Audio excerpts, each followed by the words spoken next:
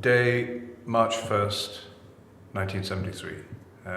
I remember it well because it's the day my second daughter was born. So I arrived there on the 2nd of March. I was in the 3rd Battalion of the Parachute Regiment, and we were told by our colonel at the time that the reason we were sent in to where we were going, which was the Ardoyne district and the Old Park and the Shankill Road, was that we were being sent there to take control of the area. And what they meant by that was to totally dominate the population in those areas. Because we treated the Protestant area just exactly the same way as we treated the Ardoyne, the nationalist areas, and the Old Park. There was no difference in our mind between the two.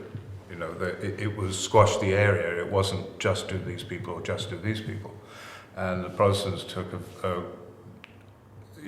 they felt that they shouldn't be treated that way. They shouldn't be treated like everybody else. I can't remember, I think it was July, we had the biggest gun battle of our battalion's tour in any of the areas. And it went on for about 5 hours. It started off with a big riot, about 5,000 people on the street rioting, and ended up with a 5-hour gun battle, of which there were a number of gunmen killed. But it was something that the British Army and the administration, the government at the time, kept very quiet because they didn't want this, to be something that got let out, that the actual UDA were after us and were trying to kill us. And it wasn't the IRA at all, because they were still pushing the fact that it was the IRA doing it all and nobody else. When we first went, the first probably 6 weeks, the average sleep was about an hour a day that we got, because we were constantly on patrol. And whenever the standby platoon is supposed to be sleeping while everybody else is patrolling, but that never happened because there was too much going on. There were snipers. There were a riot going on wherever, and a bomb would go off somewhere else, and there was always something happening. So even the standby platoon was up. I don't think I got out of my uniform for the full 6 weeks. You don't realize when you join the army and everything's fine. You go through training and they tell you about shoot to kill. You're going into battle, blah blah blah. And you go, yeah, sure you are. When you get there, as I said earlier on, there's nothing like a bullet whizzing past your ear to get your attention. And it gets your attention really quickly. And there's nothing like people knowing that the person that's standing right in front of you just wants to kill you. And you know it. It's not just that you think it, it's that you know it. And you either go one way or the other. You either go, not me, you're not taking me out. And then you become pretty brutal, because that's what you're being asked to do anyway, with the house searches and so on.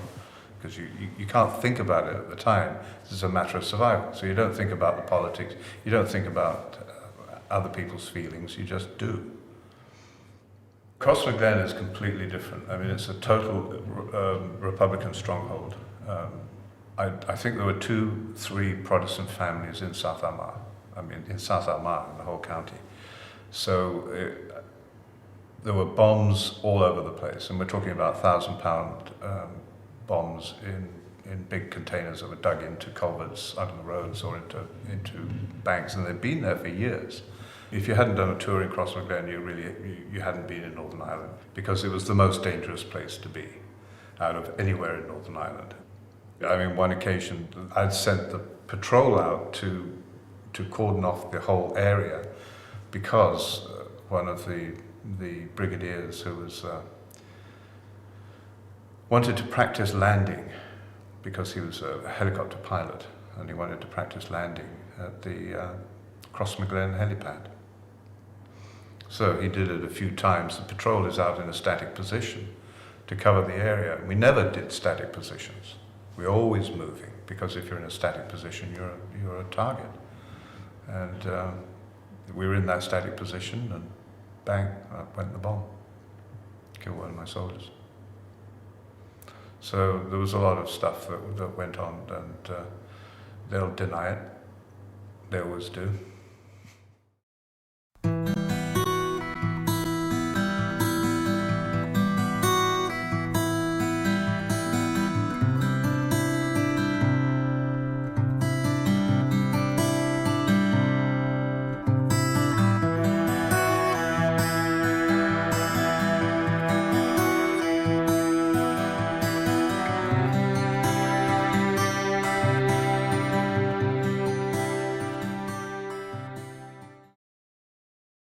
In '68, just before I'd got out of the army, I'd done an exercise with the Royal Engineer outfit I was with in Northern Ireland.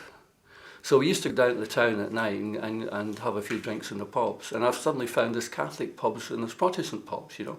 And I felt, well, a number of places I'd been, like Cyprus and Kenya and that, it's quite evident that the British had used divide and rule tactics. And I thought, this is just like Cyprus, you know, with the Greeks and Turks. You know, you've got the Protestant Catholics like this, you see, and the British, they're running things, you see. But I never really thought that much about it at the time. And then suddenly, this thing blew up in Northern Ireland, and they suddenly decided, the British government decided to use British troops on the streets in nationalist areas all over Ireland. So then I started to take an interest in it. And I thought, well, I've been across there as a soldier, and the British government were saying, you know, British soldiers, this is the solution. You know, they're going to hold the line between the two communities and that. And I thought, well, from what I know of the British Army, I don't believe that. The British Army doesn't go into places, you know, as a peacekeeping force. It goes in to get the political results that its masters back in Westminster want. And I never believed that the British Army was a peacekeeping force anywhere, and certainly not in Northern Ireland. So therefore I took the line that the British Army is actually part of the problem, not part of the solution. And there's a few of us in West London who thought something should be done about Ireland, because British troops were, at that time, were very much in the front line, and they'd built these sort of forts in nationalist areas. So the soldiers were in there in these forts, and then they'd send patrols out into the nationalist areas. And the soldiers themselves used to talk about it like they were the American cavalry in the old Wild West, and outside was the Indian population, which was the nationalist Irish population. And of course there was fierce clashes between the two of them, and a lot of nationalists were getting killed and injured, and a lot of British soldiers were getting killed and injured.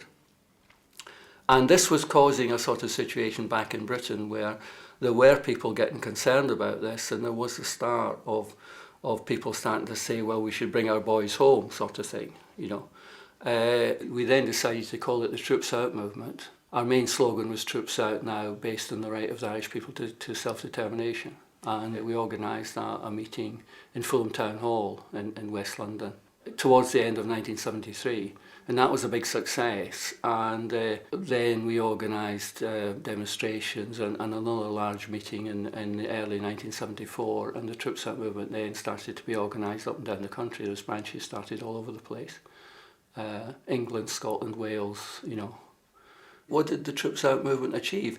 I think one big thing it achieved was that it, for a period, it ensured that any debate about Ireland had to take up the question of whether the troops should be there or not.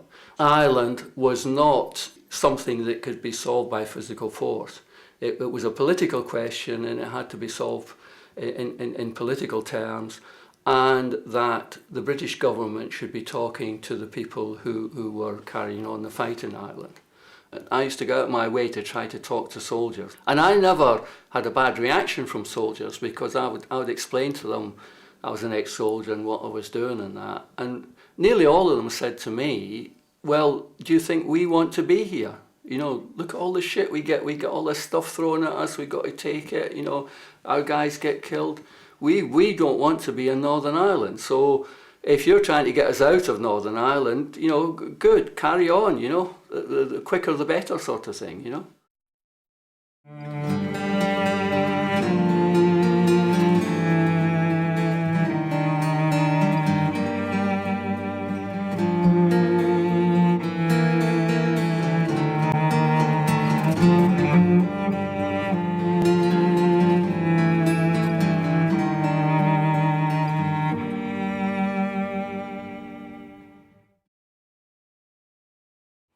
It was Bloody Sunday. I was watching the television on the Sunday afternoon, and the news flashes were coming through of the horror of the killings. I remember Father Daly waving his hanky, carrying Jackie Duddy. And It was just the raw reality of killings. The other aspect was the fact that by the time the evening news came round, the victims, the people who'd been murdered on the streets, were gunners and bombers. And I was so angry. I was really upset and angry about the killings, but I was almost equally angry about the way the media had distorted the truth of that afternoon. And it was then that I decided I would concentrate my political energies on the issue of Ireland.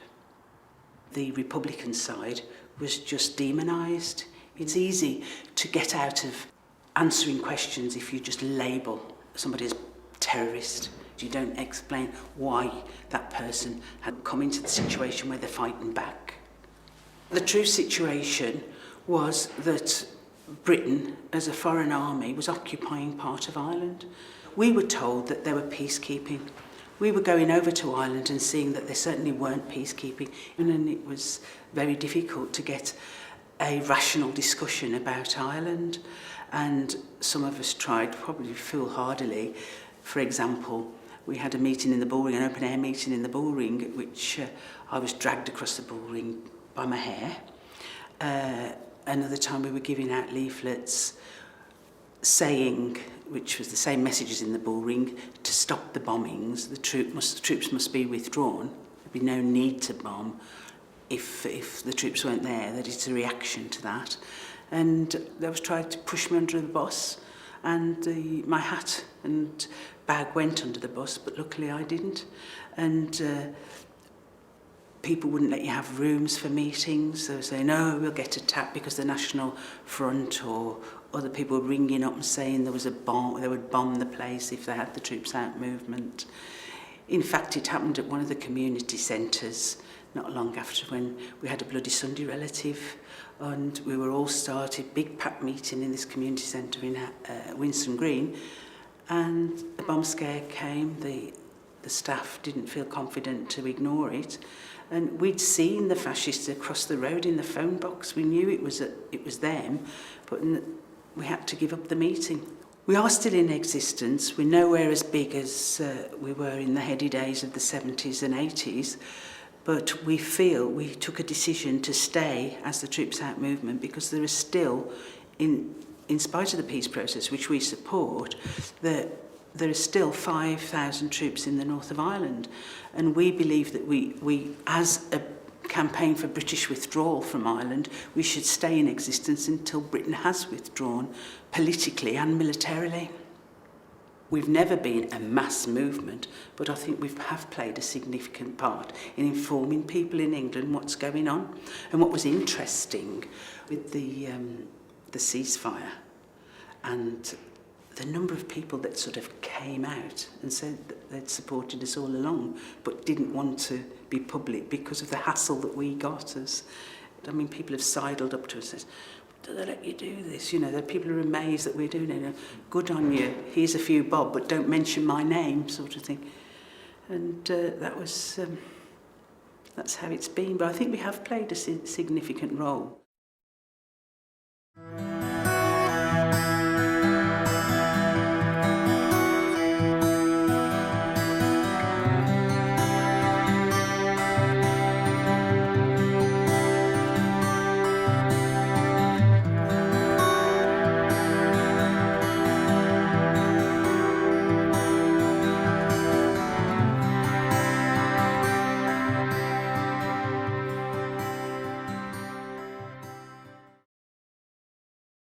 I was 16 when I first tried to join the army.